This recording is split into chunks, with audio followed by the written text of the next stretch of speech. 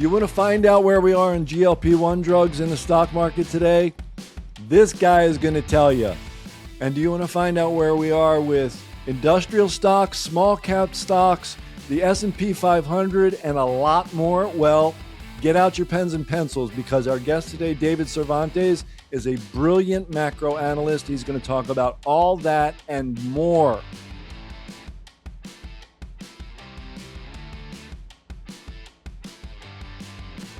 David, welcome back to the show. It's good to see you again. Dan, it's good to see you. It's been a long time. Yeah, been a couple years, and I want to pick up right where we left off on stage in Las Vegas a couple years ago, because I'll tell you something, David, you were the first guy, like we have a really smart couple of science guys, and they were covering weight loss drugs before you sort of told me, but you were the first guy who told me, you know something, this is going to be enormous. It's going to change economies. Like United Airlines is going to save money on fuel and all the, all kinds of things like that. You were the first, and you told me a couple of years ago. And the topic came up recently. I'm like, wait a minute, I got to check back in with the first guy. So things have changed. These drugs have become huge. Where are we now? Like, where have we been? Where? Get me up to speed. Where are you on GLP-1 drugs these days? So the answer is they are kind of going through a classic, kind of growth cycle evolution. So what does that mean? First, there's the introduction, then there's some adoption, and then there's kind of like, well, what does this really mean? And eventually it's a little cyclical, but healthcare is somewhat different in that regard because it's once these are lifetime things. Once you go on a GLP-1, you're on it forever because you have to manage the real underlying condition is diabetes, right? That doesn't go away, so you need to manage that. So you'll be on that forever. But I think from the the macro sense, or the just a social sense, they've gone from adoption to like there's mass awareness now, right? Celebrities are using them. I don't know how familiar you are with Ariana Grande. I only know this to my kids. Yeah, but Ariana Grande, she is I think in a Broadway show, and the character requires her to be really skinny. So Ariana Grande is using these GLP-1s, and she's a small person to begin with. Yeah. And she's using these GLP-1 drugs to really fit the bill, literally the playbill, as they call it on Broadway. And so, this is not just, medical use. Now there's professional applications, for your character. Pure weight loss, right? Just pure weight loss. No pure diabetes. Weight loss. No diabetes, but it works. It gets the job done. Side effects are, somewhat minimal for the most part. Mm-hmm. And, people, I actually personally know people who are non-diabetics in my demographic, middle-aged males, otherwise healthy, who are using them as a way to manage the dad bod, so to speak, to be thin and healthy. I'm not there yet, but you know what? I might get there, and if I get there, then I'll get the jab too. So that's kind of where we're going now, where this is becoming more widespread, more adopted, and we're seeing different applications than the original first use. Right? If original first use was diabetes, now it's beyond that, and we're getting new evolutions of the drugs, more powerful, more sophisticated time releases, blah, blah, blah, microdosing, just a lot of different iterations of these drugs. Yeah. So am I ever going to pay less for a damn airline ticket once they start saving money on fuel? Yeah, it'd be nice if you could. The problem is fuel's, with what's happening right now in the Middle East, fuel is, obviously up a lot. So I think for now you won't get any respite from the large waste or the smaller waste people. Right. And we must point out that when we talked about this on stage in Vegas 2 years ago, you mentioned at least Eli Lilly, if not another stock, but Lilly has performed substantially better than the market since then. So thank you. It's up, I believe 72% since that was on October 23rd, 2023. Hmm. Um, and that's up around 70% since then. S&P 500's up, I think, 23% and change since then. So it's substantial outperformance for sure. It worked out. The other one was Novo Nordisk. No, I can't pronounce it. Yeah. They're based in Copenhagen. So Yeah. now they've had some different issues and they've pulled back, but it's still been a relative outperformer over the same time period. Right. All right. So good. That was good on you. I had to catch up, but of course you have you're a macro guy. You got a lot more than that on your mind. Um, one of the topics I was pleased that you forwarded to us is the long anticipated rotation trade out of Mag 7 and into the industrials and the other, S&P 493. This gets some discussion, but, people finally doing it is kind of reassuring that maybe the world still works the way it always did.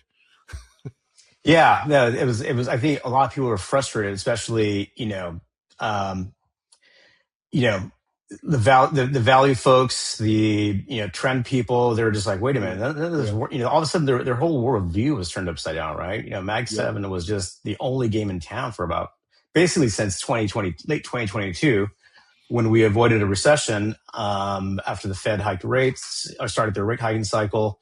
Yeah. And the yield curve inverted, everyone was like, what about this? And nothing worked except Mag 7. I mean, unless you were Mag 7, I think there was some short time periods where like housing worked in 23. Hmm.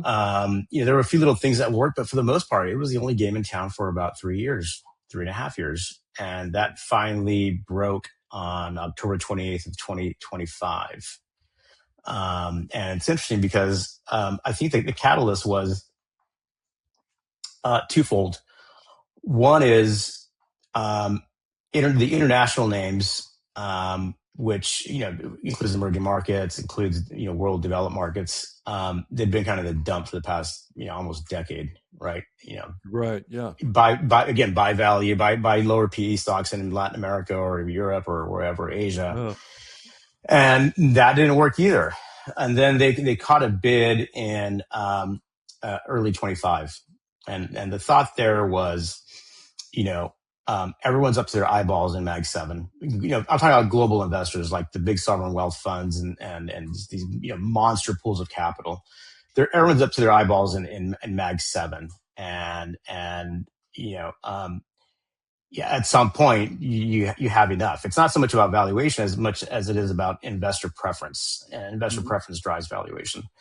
Um, and so I think people started looking at other things, and then the new administration, obviously the chaos of that. But I think that the straw that broke the camel's back was the capex expenditures for AI, for the AI Yeah. build out.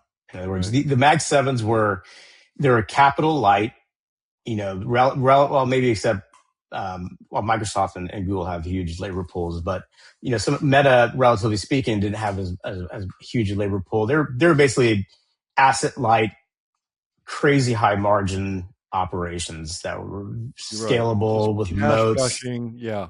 Yeah, And and all of a sudden, as they start allocating these, collectively, what's almost $1 trillion. I think it's $750 billion in capex and growing.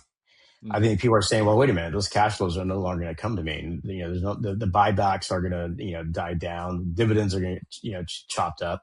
The Yeah. free cash flow is going to go to zero. They're going to become negative cash flow.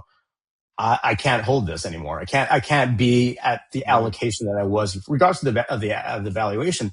I can't be at the same allocation if the cash flow risk profile has changed. And David, importantly for me, balance sheet deterioration. I covered the moment when I think it was Meta issued like 40 billion or something. I think it was Right. 40, and they tipped over the whole Mag 7 into a net debt position. So I was like, okay, because their balance sheets have been like loaded with cash. Right. They've borrowed Fortress. more, yeah, absolute fortresses.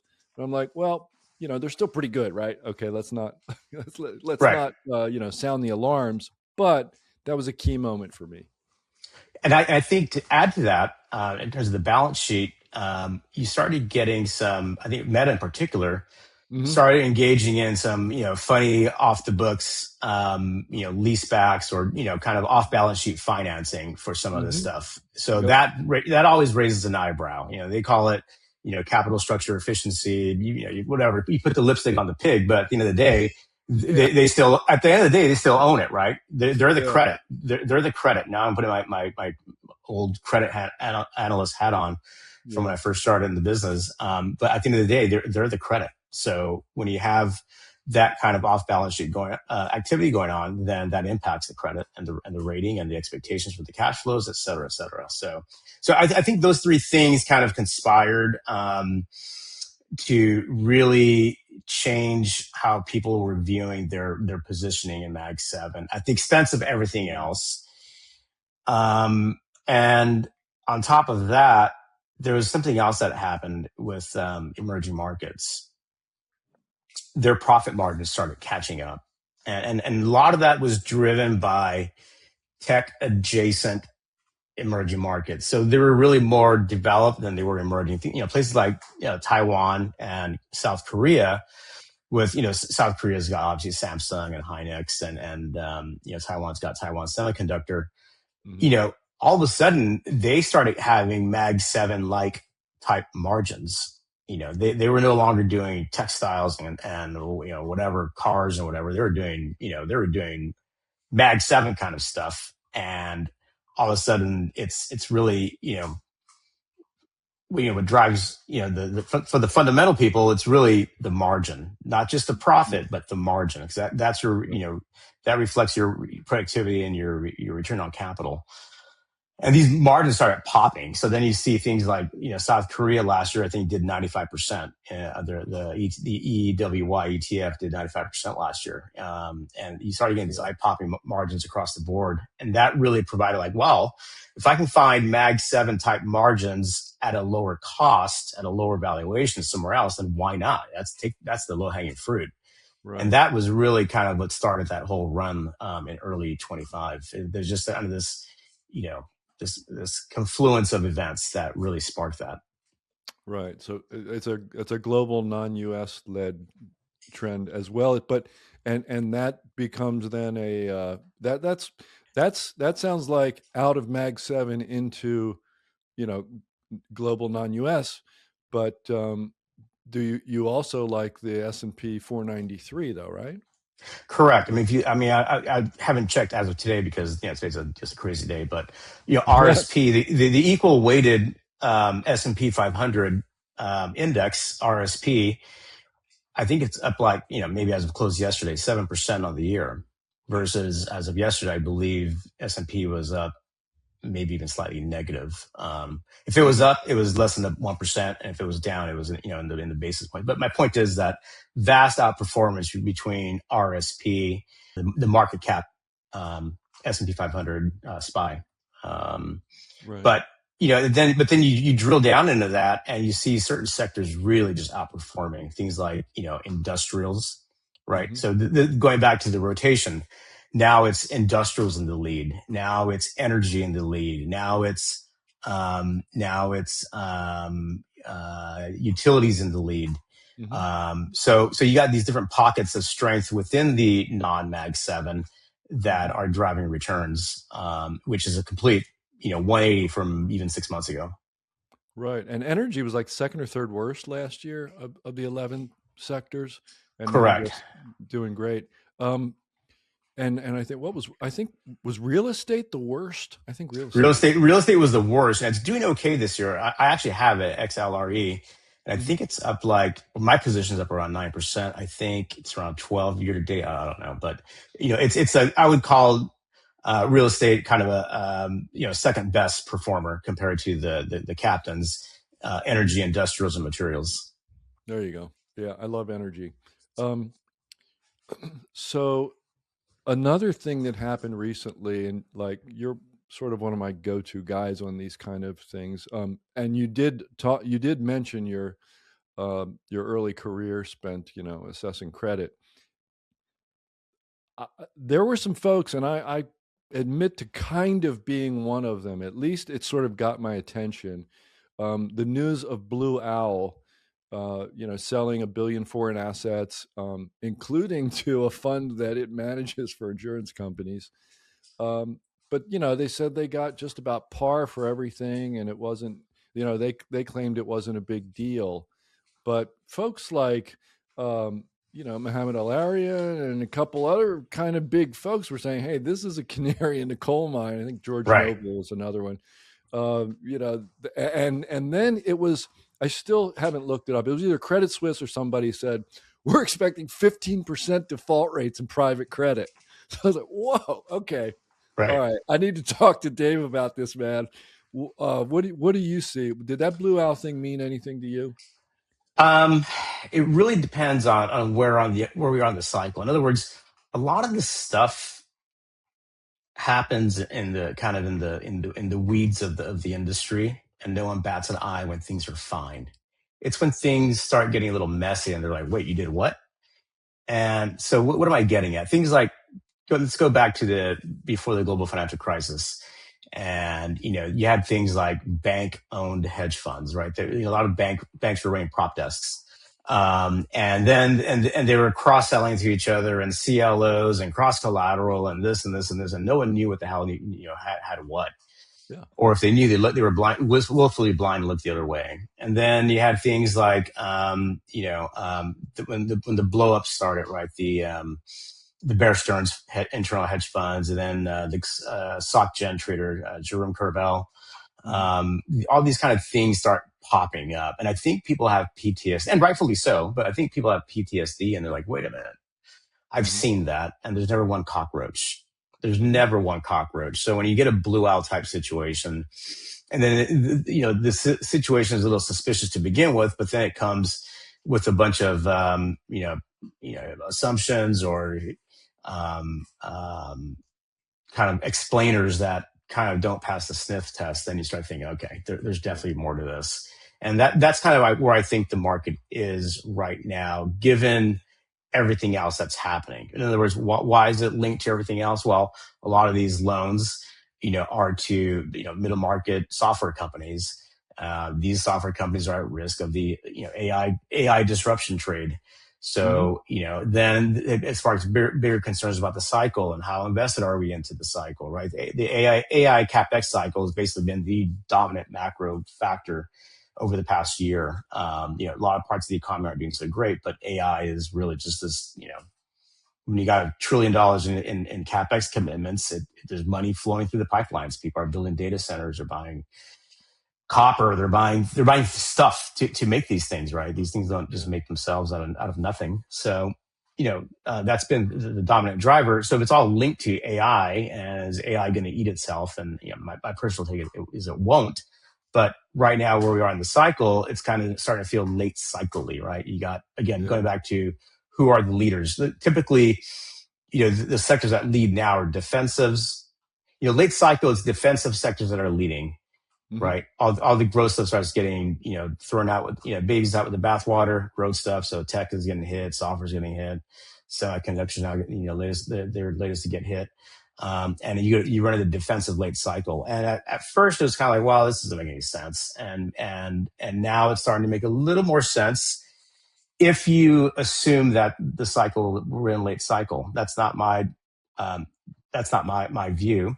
But for now, investors are hiding, and I think that's accentuated by what's happening with Iran and some of this geopolitical stuff. But going back to Blue Owl, going back to Blue Owl, I was looking at credit spreads over the weekend, Mhm. and there's one spread I look at a lot. It's called, I call it the trash spread. It's the spread between the dominant high yield index, just Mhm. whatever HY, or Yep. and triple C's, kind of the lowest rated credits. And my two reference points are um, the Silicon Valley Bank blow up in March of 2023, and then Liberation Day, April 2025. Okay, so what happened then was, when high yield blew out, the whole complex blew out. High grade, and then the lowest tranche of high grade triple B. I think it's triple B minus, and then high yield blew out, and I mean, everything just went out. Here, what's happening today investment grade's been, it's pulled back a little bit, but a few basis points. Doesn't match anywhere the movement of those two prior macro crises. High yields pulled back obviously a little more, but nowhere near the movement that we got back then either. The only one that's blown out a lot is triple C. So that's kind of been the driver of the spread between the lowest of the low and the dominant high yield index. They're not blowing out together. So I know this is a 4-letter word, but for now it's contained. Oh no! Somebody And said contained. oh no, that's it. It's gone. They It's said over. contained. Oh no! For now, well, it hasn't bled. It hasn't bled over to the broader, high yield complex. Is my point. I mean, is it contained? I don't know, but it has it bled out to the broader complex. The answer is no. Right. Yeah, it's funny because the last podcast that we recorded, we were talking with a friend of mine, and he said, and we both howled at the word contained. We were just, we can't wait till somebody says contained. We both said, and I'm like, of all the people to say it, you're like the last one I expected, but I was thinking essentially the same thing. I was thinking, okay, so in other words, the market is saying, no, the stress isn't as great as March 2023. Just take Correct. that date. Yeah. So that's reasonable. I mean, the market says what it says at any minute. We're not predicting what it's going to say 6 months from now. We're just saying what it says right now. Correct. Right now, the market is telling us, look, maybe there's obviously some stuff that people got in over the skis on risks, and they're going to get carted out. They'll get their marks will get marked down, and they'll have not great returns or whatever. That's the law of the market. That's what it does. Mm-hmm. But right now, it doesn't look to be systemic for now. And if I wanted to craft a narrative, I could say, well, okay, if triple C's getting hit, that's how it starts, right? The worst garbage gets hit first, and then they don't really shoot the generals till it's all over, So, but correct. I could if I wanted to craft that, but there's really no need to. I mean, we all know sort of what's happened in credits basically since the financial crisis, right? I mean, it got pushed out of banks and on to everybody else. So yes and no. It got pushed out of banks, but I mean, this money's coming from somewhere. Yeah. It's not just coming from investors. A lot of these, the blue owl types, they have lines to the banks, yes. Right? So even though it's private credit, it still has the capacity to infect the banking system and credit intermediation. And at that point, we learned from previous crisis, they're not going to let that happen. They just won't. They're not going to let that happen. It's political at that point. Why? Because that means if the banking system gets infected, then you're going to have a labor market problem, and a labor market problem is pissed off unemployed voters, and no politician, no regulator wants a pissed off unemployed voter. And that's yeah. Since time immemorial, too. I mean, this is one of the great conflicts of the ages. In terms of finance and economics, right? There's like whatever you want to call it, banks and bond markets on one side, and the currency on the other. And guess which one they always pick to save. Right. And guess which one they always use to, I mean, it goes that way every single time. And you're right. If banks get in serious trouble because they've gotten too deep into private credit, we know exactly what's going to happen. Exactly. Correct. So, correct. Yeah. Correct. Now, the only hope is that, I mean, some of the post GFC regulations were watered down a bit. Because they were seen as impeding the flow of credit and blah blah blah. But hopefully, and this is not my area of expertise at all, but hopefully there's enough teeth left in the regulations that have kept places from getting in over their skis on private credit and maintaining collateral. Now, the big thing you can't stop though is fraud, right? as we learned in Sure. the global, as we Yeah. learned during the GFC. Once there's outright fraud that gets institutionalized, when people learn how to game the system, like they did with the credit ratings and they did with calling all these crappy radioactive Frankenstein pools of capital AAA, Hmm. and it's enabled by institutionalized fraud, where various actors are all you know engaging in this behavior, even if unwittingly. Then Highly that's a whole incentivized to do so, and yeah. yeah. Then that's a different game. That's Right. a different game. Once there's fraud and institutionalized fraud. Sure. And no one would be surprised if, in a trend this powerful, if there was something like the Enron of private credit somewhere, um, Correct. that played out. Yeah. Correct. Correct. Yep. And so, okay, we've established that they're going to save banks and bond markets, and they're going to use the currency to do it. A lot of people love, love to talk a big gloomy doomy game about the US dollar. Oh boy. I was one of them for a little while, but I never got totally gloomy and doomy about it. I was just long gold, That's and smart. bought a certain amount of the narrative that the fiat will continue to deteriorate over time. That's been a long, long, long trend. But the US dollar, like, I mean, I'm like a full on Brent Johnson milkshake guy at this point. It's really, really, really hard not to do business in US dollars still. Yeah, No.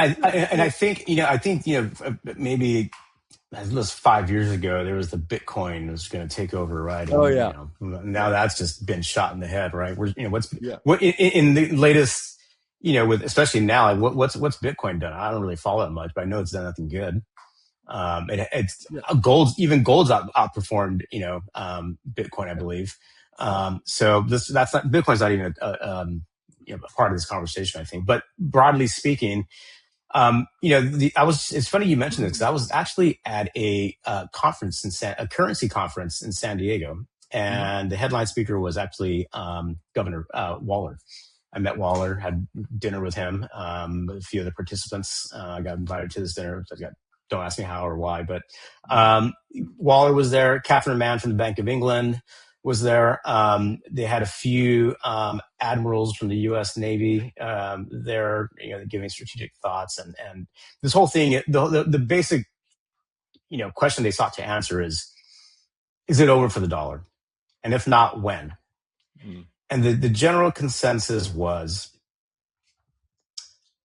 as long as we maintain our geopolitical alliances, the Mhm. dollar will be fine.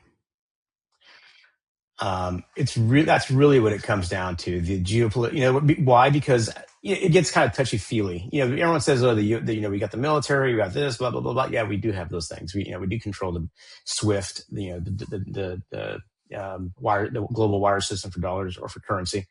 Mhm. But at the end of the day, it comes down to one of these things called trust, and your Right. allies have to trust you enough to use your currency.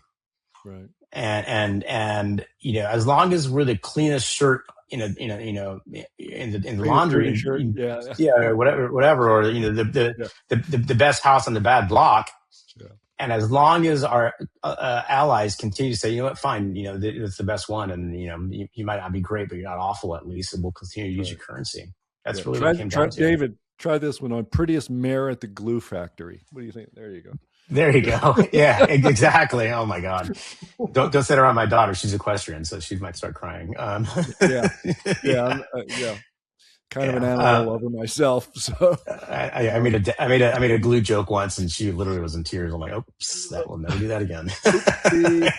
Yeah. Oopsie. The dollar. Just going back to more, trust is kind of touchy feely, but getting back to more, tangible things. Yeah, there really is no alternative. And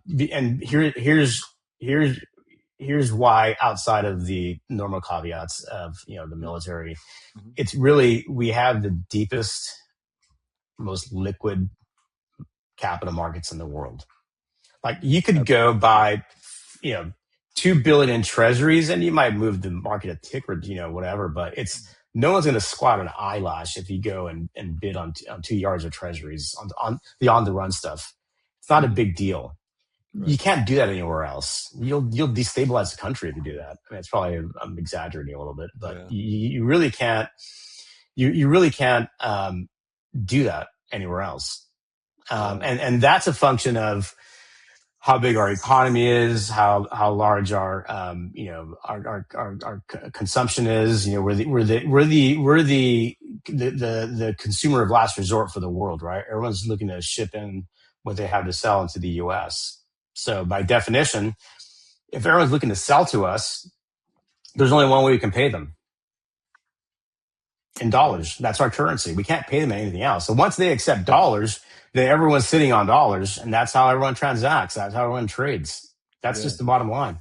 And It it's comes down how, to like, according to Bank of International Settlements, last time I looked, I thought it was 12 or 13 trillion of US dollar borrowings outside the US, you know? I'm And sure it's bigger than that. I'm sure yeah, by now, I don't, it's yeah, huge, yeah. right? So everyone's as we have these current account deficits, but we also have capital account surpluses. In other words, we are basically the intermediary of choice for everybody else's economic choices. Right.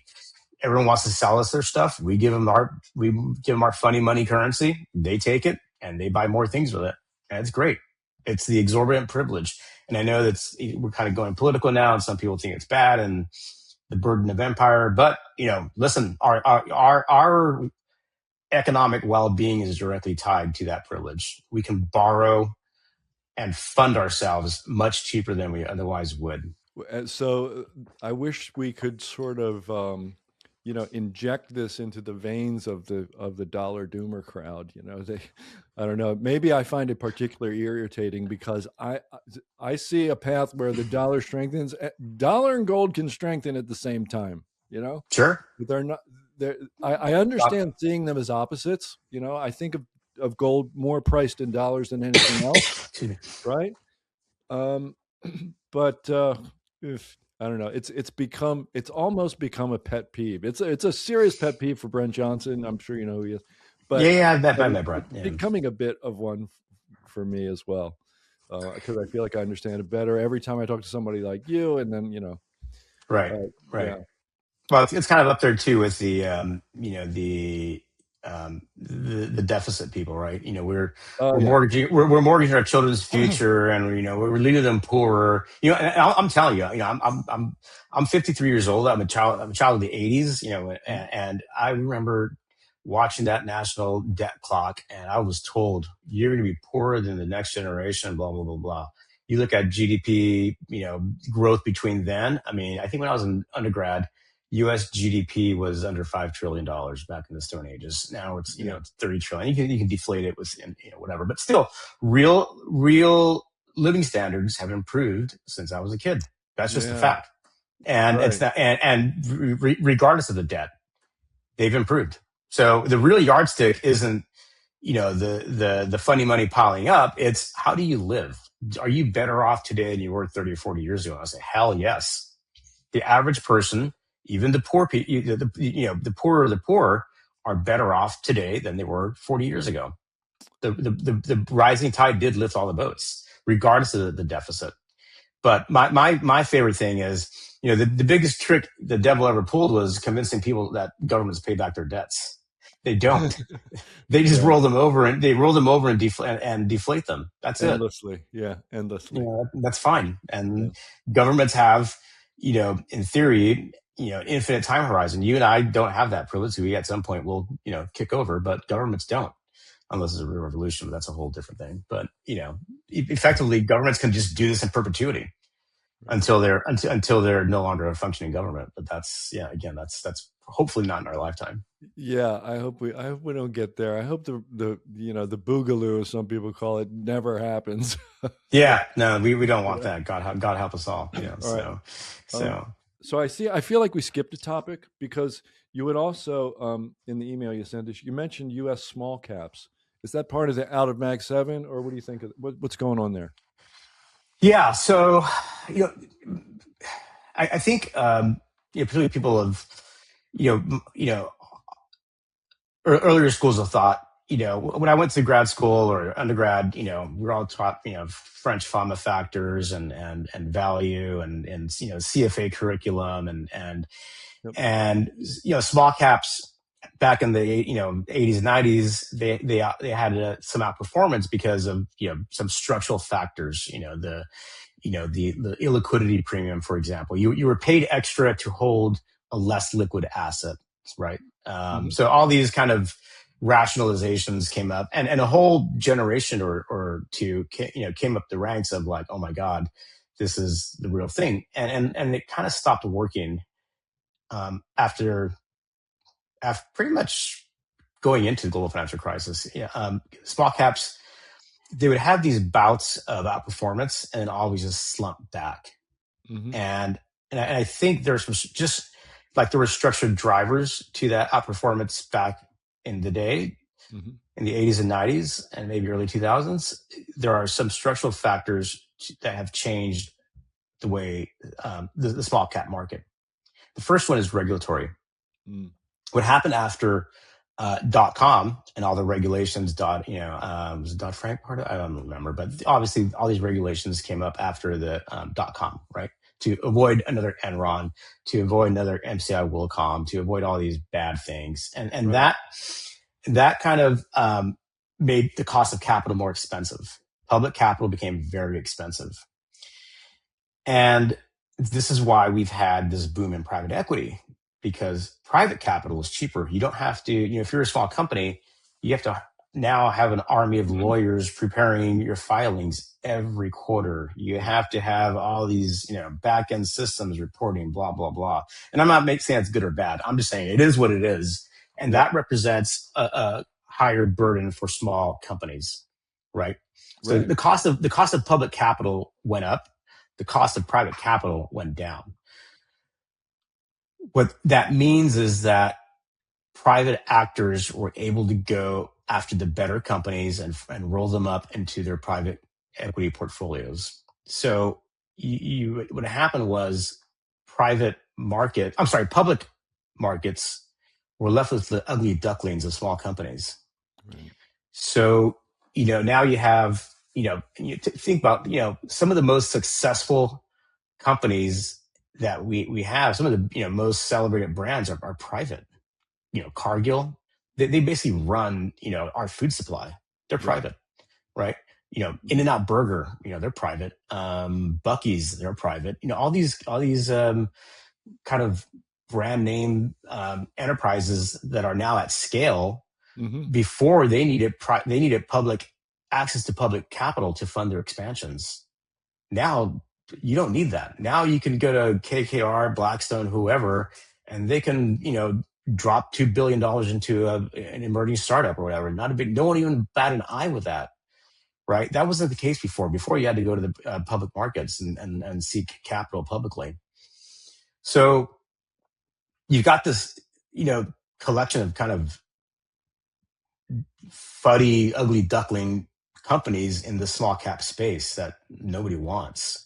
And Mhm. therefore they kind of suffer persistent underperformance. And occasionally you get a kind of a bounce. Usually you get the bounce coming out of a downturn. You know, Small caps relative to the larger caps get just completely annihilated, and the value, they're just screaming value, and you Mhm. throw some money at them. And then the other thing is, you know, public small cap companies are heavily reliant on debt, right? They're really levered, so they're very sensitive to credit spreads, the trash Right. spread I was telling you about earlier. Yeah. So as things kind of normalize, credit spreads and their cost of debt funding goes down, and that really helps them out. So those are the two times when small caps really just kill it and do really really well. Back in 2021 was the last time small caps had a massive outperformance, right, versus big caps coming out of COVID. And then we've had some movements. So I've been kind of not really a fan of small caps for a while. Mhm. And it's really just kind of a tactical play. coming out of some kind of downturn, like for example, depending on how this thing with Iran turns out and how deep it goes, then that might represent an opportunity. And as we discussed, the trash spread's blown out a little bit. So again, between the spread and coming out of a kind of a sell-off, that might represent an opportunity. But I just think it's fundamentally like a broken asset class. And I think Yeah. a lot of people from our generation that maybe at one point either made a lot of money or we were just told in class that that's the way to go. Yep. A lot of people haven't gotten their heads around it. Yeah. They haven't really come out. They're still waiting for Elvis to come out, Yeah. and One of it's those just many not. things that stopped working, right? Yeah. It's just and it's just one of those generational things that, like, my God, people they have Yeah. trouble moving on. And I think that's the problem with small caps, is that the regulatory structure changed the market structure, which changed the return payoff. Right. And this, you're reminding me, I just remembered sometime in the past, I'm going to say 2 or 3 years, I read I think it was an interview with Jeremy Grantham, and he said they used the Russell 2000 as like a perpetual short opportunity. They're always hedging everything else by being short the Russell 2000. He said, we're short the Russell 2000 almost all the time, Yeah, because it's loaded with garbage, basically. And he it says, is. sometimes the earnings from the entire index will be net negative. Yep. It's frequently that. So, it's just it's becomes a perfect vehicle for them to hedge with. But And if you're a decent, a decent small emerging company, mhm, most likely you're in software. Most likely you've been bought out, you've been rolled up. yep. That's kind of what has happened. So there's just like this, private equity has really become this sucking machine for the better ones, and then the dance floor is left with all the ugly ducklings. Let's do this. We do two things for our listeners. We teach how to fish, and then we offer them a fish. Some people don't like to talk about the stuff they currently own or currently recommend. If that's you, that's fine. We can move on. But is there anything any current trade that you think is a pretty good idea? And all the caveats. This is not investing advice, et cetera, et cetera, et cetera. That you like right now? Is there a current trade that you like right now? Yeah, absolutely. I'm happy to go through the whole position book if you wish. Love it. But Love it. yeah, full disclosure. Nothing to hide. And obviously, a lot of my Okay. subscribers are watching this, so look. If I come up with any funny business, they're going to call me out, right? So I Okay. have every incentive to be transparent and honest with both the wins and the losses. So Right. before we go there, though, and I promise I will. This is not a diversion tactic. I want to go back and talk about something we haven't talked about yet, because this is part of the Okay. process for taking us to where we got, or to where I am now. Okay. Okay. Aside from the rotation trade, which I started talking about back in first of November, Mhm. I started talking about the labor market, and the labor market's really important because not just for the economy but for policy. And when we started getting these low non-farm payroll prints, the assumption was that, holy crap, employment's going to shoot up. That's it. It's over. And I said, no, it's not over. That's not going to happen because, and this is not a political statement. This is just a mechanical. It is what it is. The administration's immigration policy has shrunk the labor market. Demographics is destiny. You get, GDP grows in two ways: Mhm. size of your labor pool and productivity. That's it. So if you start shrinking your labor market, you don't need to hire as many people to keep unemployment stable. So I said, it's very possible that we could see negative NFP prints, negative job growth, and still have a lower unemployment rate, which goes back to this concept that people just can't wrap their heads around. Yeah. And I actually discussed that with Guy Berger, who's the former chief economist for LinkedIn. So he's a labor market economist. Like he's a real egghead, real smart guy, right? I'm just a I'm just a wannabe, but he's a legit labor market economist. All right. And we discussed the mechanics of shrinking the labor market Mhm. and how that impacts everything. And this kind of sounds like an abstraction, but here's what I'm getting at. If you tighten your labor market and you lower unemployment, Mhm. you know, even though you have layoffs and a soft, kind of on the surface softening, but really a hardening labor market, that can provide an inflationary impulse. That was one thing that we discussed. Mhm. The other thing that I started picking up on was after the pandemic, our supply chains had all screwed up, right? And we started having Mhm. bullwhip effects. What's a bullwhip effect? Because you were so uncertain about your supply chains, you over ordered and you over inventoried. Yep. And then, so you'd have a burst of orders, and then you'd wait a long time to deplete them. And then after that, you'd over order again. So we had this kind of like this sine wave of activity there. And this is why the ISM data became very unreliable, because it was just kind of like, well, it's just noisy. We don't, we can't trust this survey data anymore, because we don't know if this is real activity or just pure, just kind of panic ordering. So we went through different iterations of that cycle. Okay. Finally, we got down to like a real understocking of inventories. And then companies started building inventories again. Kind of, I call it the great restocking. So then we had the ISM print in January, which came out really strong. We got another one yesterday for manufacturing, which again, very strong. So now we got two things going back to it all. Now I'm bringing it all together. We've got a stronger than expected labor market. We've got a kind of a restocking boom that's coming up, and that is going to be inflationary. And, a few weeks ago, people are throwing around two cuts, maybe three. Fed Governor Stephen Mnuchin is looking at four cuts. Trump wants a billion cuts, and Yeah. it's just not going to happen. No. And my weekend note this past weekend was, it's none and done.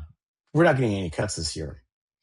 And we shorted the bond market. We shorted ZM, the 10-year Treasury future note, on Monday morning. That's done phenomenally well. Hey, look, I'm sure I got partially lucky, right?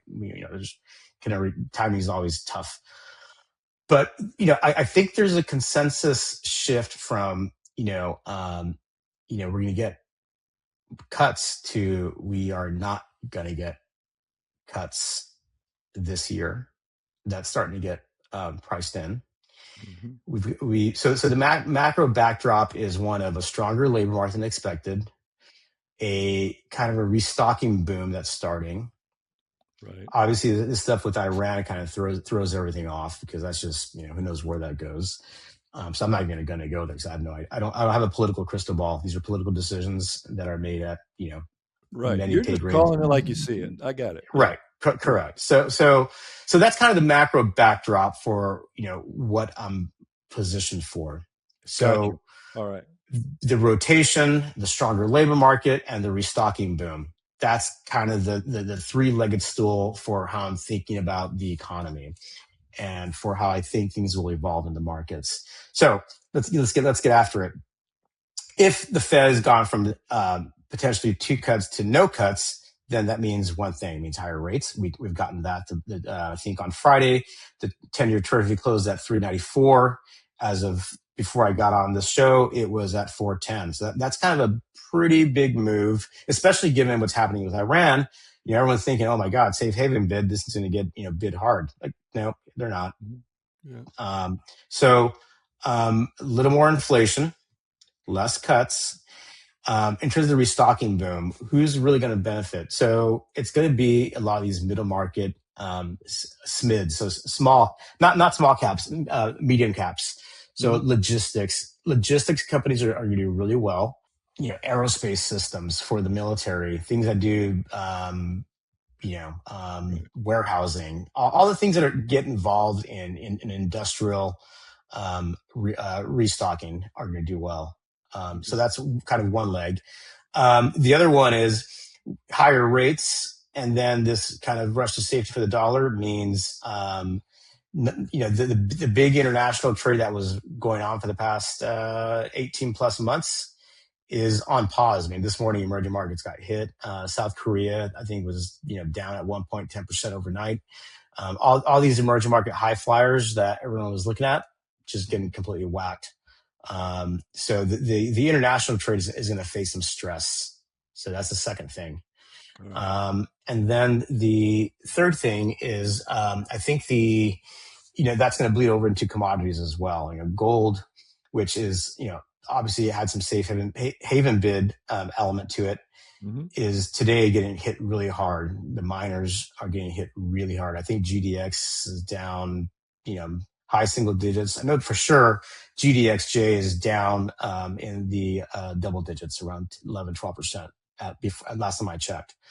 So, strong dollar, less international, more 493, more middle market.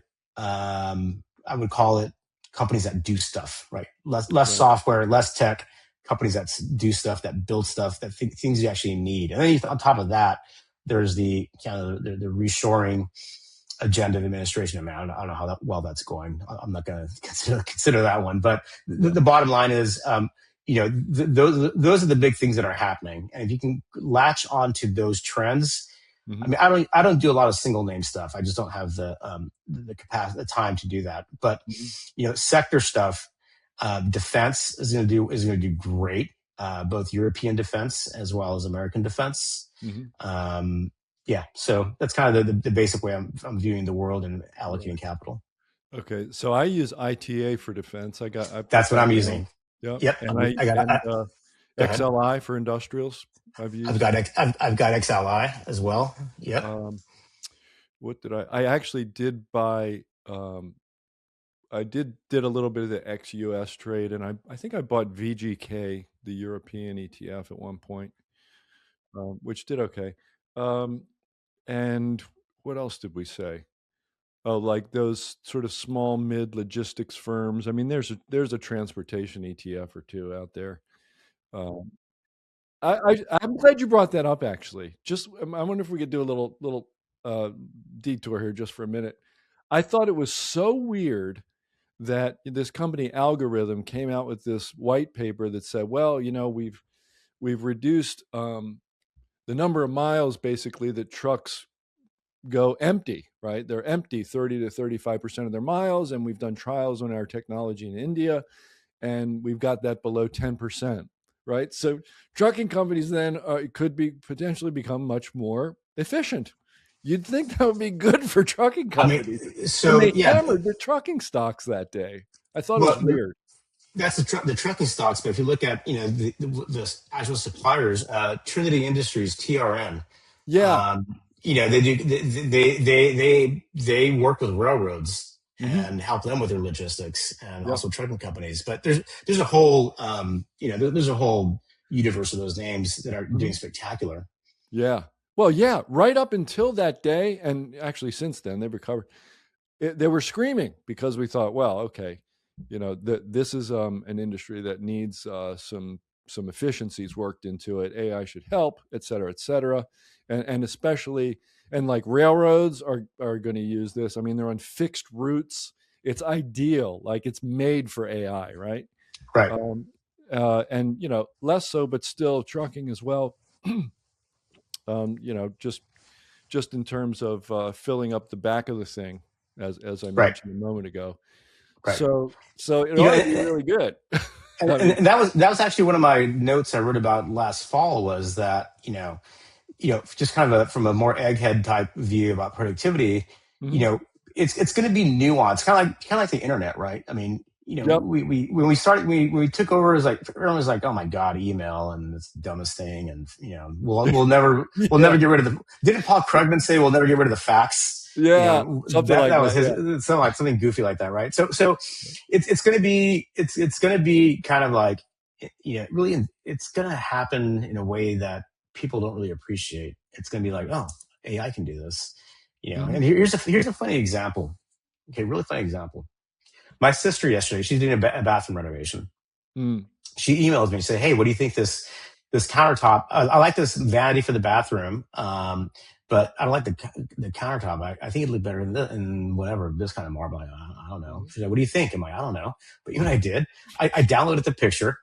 I loaded it up into Gemini, Google's AI agent, and I said, simulate this vanity with whatever color marble top.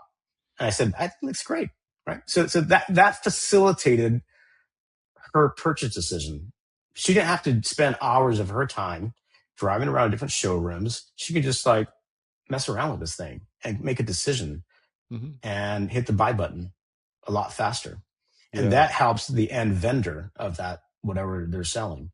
So it's going to happen like that. These kind of like weird use cases where like, oh man, let me check with the robot. And then Yeah. it's going to, and then these things compound. Yeah. And then Yeah. you look back We've 5 been years and using. you're like, oh my God, 5 years ago, we were actually doing this? My Yeah. God, we're idiots. Yeah. So for a while now, we've been using this thing that shows up on Amazon and places where, if you want, I don't know, some household item or even like a handbag or something, you can use your phone to place it on, wherever you want it in the Yeah. room or in front of you and see how big it is and how it fits in with the decor or whatever, or the color or whatever it is you're looking at. And I'm like, that is cool. And Yeah. I may never leave the house again, you know, Right. except Right. to just, for the sake of getting outside. Um, I think that's cool. I think it's really Yeah. cool. So there's going to be a lot of, you know, adoption at Hmm. the micro scale that we're not going to appreciate, but at the enterprise scale is really going to boost. That's been a kind of a key thesis of mine is that eventually, in other words, S&P 500 margins were at, I think pushing 14%. And everyone was saying, oh, it's just all because of Mag 7. So at the macro aggregate level, yeah, it's all Mag 7. But, you know, we can still get to 15, 16% at some point Mm. if the other 493 adopt some of these tools and integrate them into their enterprises and make workflows more efficient. And Yep. it's happening. It's going to happen. You can't. Yeah, it's when. Yeah. It's when and When, not if. at Yeah. what speed and how it's deployed. But it's going to happen, and that's why I became. Another reason I became very bullish on the 493. I swapped out my S&P 500 market cap exposure, got an RSP, and that's going to do well. Yeah, I agree. All right, David, it's time for our final question. It's the Yeah. same question for every guest, no matter what the topic, even if Oh it's a boy. yeah, same question, I identical. forgot. I forgot. So hit That me. it works better that way, actually, if you forget. Yeah. Yeah. Um, Same question, no matter what the topic. If you've already said the answer, feel free to repeat it. The question is simple. It's for our listeners' benefit. If you could give them one thought today, one takeaway, what would you like that to be? The US business cycle is going to be longer than you think because we have World War II sized deficits being pumped into the economy. And public deficits are private sector surpluses that make their way into the private economy. It is for the next few years, as long as we're running these deficits, is going to be nearly impossible to kill the business cycle. We might have some scares. We might have some, whatever, even Liberation Day, whatever. But it's been a Teflon economy. And that's in large part because there are trillions upon trillions upon trillions of dollars flowing from the public sector into the private sector as a surplus. All right. Sounds good. Hey, I'm on board with that, man. That sounds Yeah. kind of good to Hey, me. it's money. I mean, it's just, Yeah. it's a pie. It is. Imagine, how do they make foie gras? They stuff a goose Yeah. with full of corn and whatever. So that's the same way where we have economic foie gras. We're just stuffing the system with money. Now Right. there'll be a hangover. There'll be a payback period, but for now, Absolutely. it's I going to go a agree. lot longer than you think. Yeah, and I'm not like I'm not a fan of big government. That's not the point. We're just talking mechanics here. Make money. That's the point. Yep, that is the point. All Yep. right. Listen, man, it's always a pleasure to talk to you. Thanks for making time for us. Thanks for having me, Dan. It's a pleasure to see you. Well, I always enjoy talking with my friend David Cervantes. He's one of the most brilliant macro analysts that I have met in the last 10 years, probably. And he's the first guy who ever told me that GLP-1 drugs were going to be this really important economic force in the world. And of course, he's right. And he recommended Eli Lilly a couple of years ago. It's up 70%, more than triple the S&P 500. I think that constitutes being right, okay? And of course, today he mentioned being long the equal weight S&P 500 ETF, RSP, and he mentioned being long the industrials, XLI. I've recommended that one too. And he's also long XLRE, the real estate ETF, which was last year's worst performer in the S&P 500 sectors. So maybe it's going to get a nice rebound trade this year. And I think he's up on that trade as well. So lots of good ideas. And if you want to find out more about David and all his ideas and his wisdom on the economy, you can go to pinebrookcap.com. You can also follow him on Twitter, or now called X.com. I have to call it X, where I follow him on X.com. I love him. He's got lots of great ideas, and he's a voice of sanity about macroeconomic themes. Too many people are driven by their politics. As you heard in the interview, David is like, look, this is not a political thing. It's just the mechanics of what politicians do. And we want to make money, right? As we underscored at the end of the interview. It's about making money. It's not about expressing a political view. He's brilliant at that, and you need someone who's brilliant at that, okay? So it was another fun interview, another fun episode of the Stansberry Investor Hour.